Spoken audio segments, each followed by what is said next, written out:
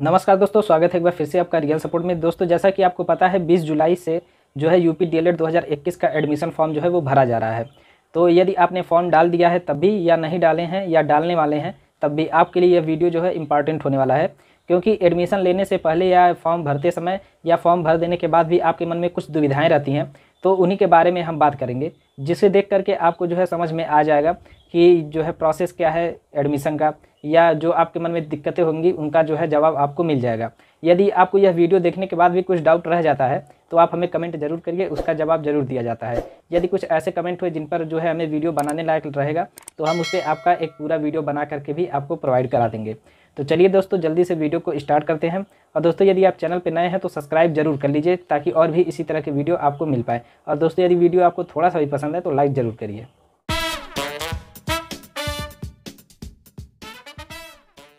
दोस्तों सबसे पहले जो है हम डीएलएड प्रशिक्षण के बारे में बात कर लेते हैं कि डीएलएड प्रशिक्षण है क्या। तो दोस्तों जो डीएलएड प्रशिक्षण है यही पहले बीटीसी के नाम से जाना जाता था। अब जो पहले बीटीसी था वो भी 2 साल का था, जो उसका कोर्स था सेम टू सेम अब जो है उसे हम डीएलएड के नाम से जानते हैं। डीएलएड प्रशिक्षण कोर्स जो है ये भी 2 साल का है। ये जो डीएलएड प्रशिक्षण कोर्स है ये 2 साल का है और इसमें वही सारे आपको पढ़ने हैं जो कि बीटीसी में आपको पढ़ाया जाता था।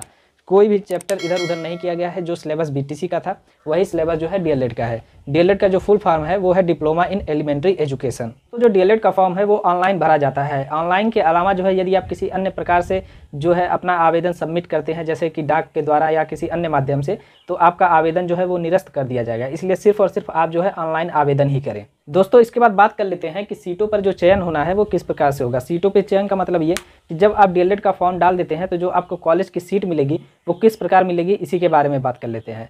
तो दोस्तों पुरुष या महिला या आप कला वर्ग से पढ़े हैं या विज्ञान वर्ग से पढ़े हैं, इन सब में भेदभाव न करते हुए जो चयन होना है वो सिर्फ मेरिट के आधार पे होना है। और जो मेरिट आपका बनेगा वो हाई स्कूल यानी कि कक्षा 10, इंटरमीडिएट यानी कक्षा 12 और ग्रेजुएशन में जितना आप परसेंटेज पाए हैं, ग्रेजुएशन में आपका जो भी परसेंटेज है उन सब के जोड़ के जो है गुणांक बनाया जाएगा। उसी के आधार पे आपका जो है मेरिट बनेगा। और दोस्तों एनसीटीई से मान्यता प्राप्त ऐसे विद्यालय जो सिर्फ महिलाओं के लिए आरक्षित हैं उनमें सिर्फ और सिर्फ महिलाओं का ही एडमिशन होगा। उसमें जो है पुरुषों का एडमिशन नहीं किया जाएगा। जो महिला कॉलेज हैं उनमें सिर्फ और सिर्फ महिलाओं का ही एडमिशन लिया जाएगा। दोस्तों इसके बाद बात कर लेते हैं कि आवेदन के लिए अर्हता यानी कि शैक्षिक अर्हता और आयु एवं निवास के बारे में, कि आवेदन के लिए आपकी न्यूनतम शैक्षिक योग्यता क्या होनी चाहिए और आपका एज कितना होना चाहिए और आप जो है निवासी कहाँ के हों, इसके बारे में बात कर लेते हैं। दोस्तों इसमें हम सबसे पहले बात करते हैं शैक्षिक अर्हता की। तो इसमें जो है आप माध्यमिक शिक्षा परिषद Uttar Pradesh Prayagraj, CBSE ICSE board से मान्यता प्राप्त संस्थान से हाई स्कूल व उसके समकक्ष तथा 12th व उसके समकक्ष घोषित परीक्षा तथा यूजीसी से मान्यता प्राप्त विश्वविद्यालय या महाविद्यालय से स्नातक परीक्षा न्यूनतम जो है 50% अंक के साथ आप जो है उत्तीर्ण किए हों, तभी आप फॉर्म को डाल पाएंगे।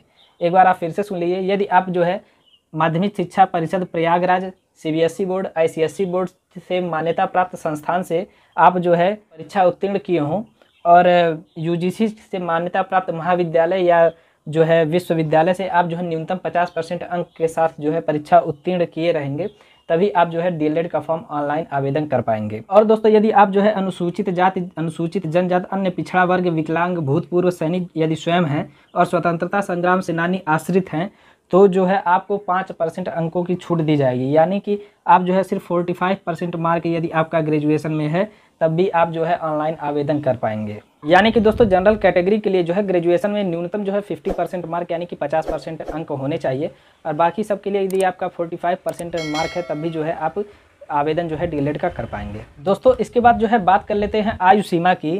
तो जो आयु सीमा है डीएलएड में एडमिशन के लिए वो जो है आपका 18 से 35 साल है। 18 वर्ष से 35 साल के उम्र के लोग जो है इसमें आवेदन कर सकते हैं। हालांकि अलग अलग कैटेगरी के लिए छूट जो है अलग अलग वर्ष का दिया गया है, लेकिन न्यूनतम आयु सीमा में जो है छूट नहीं होगी। यानी कि जो 18 साल से यदि आप कम हैं तो आपको कोई भी छूट नहीं होगा कि आप जो है डीएलएड का फॉर्म अप्लाई कर पाएँ। अब इसके बाद दोस्तों बात कर लेते हैं निवास की। तो उत्तर प्रदेश के अस्थायी निवासी जो कैंडिडेट हैं वही जो है फॉर्म जो है डीएलएड का अप्लाई कर पाएंगे।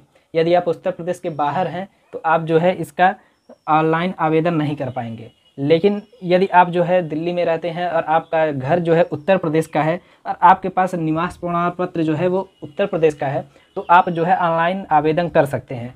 क्योंकि जो प्रवेश के समय है निवास प्रमाण पत्र जो है वो ज़रूरी है वो आपको दिखाना है प्रवेश के समय कॉलेज में, नहीं तो आपका जो आवेदन है वह स्वतः निरस्त कर दिया जाएगा। दोस्तों इसके बाद जो है बात कर लेते हैं हम चयन और अभिलेखीय जाँच की प्रक्रिया के बारे में, कि आपका जो चयन होगा यानी कि आपको जो सीट मिलेगी कॉलेज की वो किस प्रकार मिलेगी।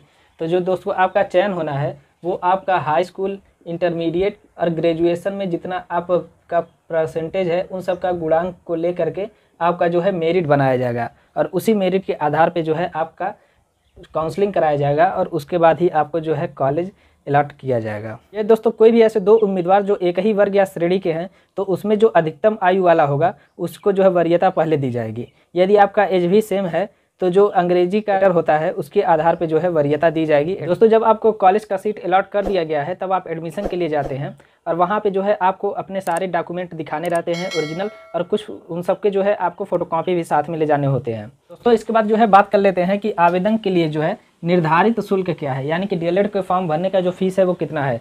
तो यदि आप जनरल या ओबीसी कैटेगरी से हैं तो आपको जो है 500 रुपये फीस आपका देना होगा फॉर्म अप्लाई का। यदि आप SC/ST कैंडिडेट हैं तो आपके लिए जो है 300 रुपये फीस है। वहीं आप यदि फिजिकल हैंडीकैप्ड हैं तो आपके लिए जो है 100 रुपये फीस है एडमिशन के फॉर्म का। दोस्तों इसके बाद हम बात कर लेते हैं कि प्रशिक्षण शुल्क जो है वो डीएलएड का कितना है। तो दोस्तों सब प्रशिक्षण शुल्क जो है जानने से पहले सबसे पहले हम बात करेंगे अलॉटमेंट लेटर का। अलॉटमेंट लेटर के लिए आपको जो है 10,000 रुपये पेड करने हैं। यह जो है एडमिशन से पहले ही आपको पेड करना होता है अपना सीट रिजर्व करने के लिए। ये जो दोस्तों आप 10,000 रुपये पेड करते हैं यह किसी भी परिस्थिति में जो है आपका वापस यानी कि रिफंड नहीं होगा। ये आपका 10,000 रुपये वापस नहीं होगा किसी भी परिस्थिति में। यदि आप जो है कॉलेज का सीट लॉक कर दिए हैं उसके बाद आपको ये 10,000 रुपये पेड करना है, ये आपका वापस नहीं होगा, ये फीस में जुड़ जाता है आपका। इसके बाद दोस्तों यदि हम बात करें प्रशिक्षण शुल्क की, तो यदि आपका चयन जो है डाइट कॉलेज में हो जाता है यानी कि गवर्नमेंट कॉलेज में हो जाता है तो आपको 10,200 रुपये जो है ये पर वर्ष यानी कि प्रति वर्ष आपको जो है देना है। पहले साल भी आपको 10,200 रुपये देना है और दूसरे साल भी आपका 10,200 रुपये देना है। वहीं यदि आपका चयन जो है निजी संस्थान में हो जाता है तो वहाँ पे आपको जो है 41,000 रुपये प्रति वर्ष देना है। इसके बाद दोस्तों बात करते हैं काउंसलिंग प्रोसेस की कि काउंसलिंग की प्रक्रिया क्या है। दोस्तों जो काउंसलिंग होना है वो आपका मेरिट के आधार पे होगा, और जो मेरिट बनेगा वो आपका हाई स्कूल, इंटर और ग्रेजुएशन के परसेंटेज को जोड़ करके बनेगा। और जो काउंसलिंग होगा वो आपका अवरोही क्रम में होगा, यानी कि सबसे पहले जिसका ज़्यादा नंबर रहेगा उसका काउंसलिंग पहले होगा, फिर उसके बाद जो है आपका काउंसलिंग जो जिसका नंबर जो है कम होगा उसका काउंसलिंग जो है वो लास्ट में होगा। काउंसलिंग जो है आप अपना खुद से ही कर सकते हैं, यानी कि आप घर पे कर सकते हैं या किसी कैफ़े में जाकर कर सकते हैं या किसी शॉप पे जा करके भी आप अपना काउंसलिंग करा सकते हैं। काउंसलिंग के बाद आपको जो है कॉलेज अलॉट कर दिया जाता है। जितना आपका नंबर रहता है उस डिस्ट्रिक्ट में उसके आधार पे आपको कॉलेज जो है वो दे दिया जाता है। और दोस्तों अलॉटमेंट लेटर के बारे में मैंने आपको पहले ही वीडियो में बता दिया है कि इसके लिए जो है आपको 10,000 रुपये का फ़ीस जो है वो जमा करना पड़ेगा अलॉटमेंट लेटर के लिए, यानी कि अपना सीट जो है कॉलेज में रिजर्व करने के लिए आपको 10,000 रुपये का फ़ीस जमा करना पड़ेगा। वो जो फ़ीस होगा वो ऑनलाइन जमा होगा और वो आपका किसी भी परिस्थिति में रिफ़ंड नहीं होगा, यानी कि वो फ़ीस आपको वापस नहीं किया जाएगा। और दोस्तों जो सबसे इम्पॉर्टेंट बात है वो ये है कि आप डीएलएड का जब फॉर्म भरते हैं वो आप अपने होम डिस्ट्रिक्ट या किसी भी डिस्ट्रिक्ट से भर सकते हैं, उत्तर प्रदेश के किसी भी एक डिस्ट्रिक्ट से, या आप अपने होम डिस्ट्रिक्ट से भर सकते हैं। यानी कि आपको एडमिशन के लिए सिर्फ और सिर्फ एक बार ऑनलाइन आवेदन करना है। एक बार आप अपना ऑनलाइन आवेदन कर दिए तो फिर आपको उसी के आधार पर काउंसलिंग करा करके आपको जो है सीट दे दिया जाएगा। दोस्तों उम्मीद है कि वीडियो आपको पसंद आई होगी, तो प्लीज़ इसे लाइक ज़रूर करिए और चैनल को सब्सक्राइब करिए ऐसे ही और सारे वीडियो पाने के लिए। और दोस्तों डिस्क्रिप्शन में जो है कॉलेज किस जिला में कितने हैं और भी जो रिलेटेड वीडियो हैं बीटीसी से एडमिशन से संबंधित उन सब का लिंक जो है आपको डिस्क्रिप्शन में दे दिया गया है, तो एक बार आप जो है डिस्क्रिप्शन ज़रूर चेक कीजिए।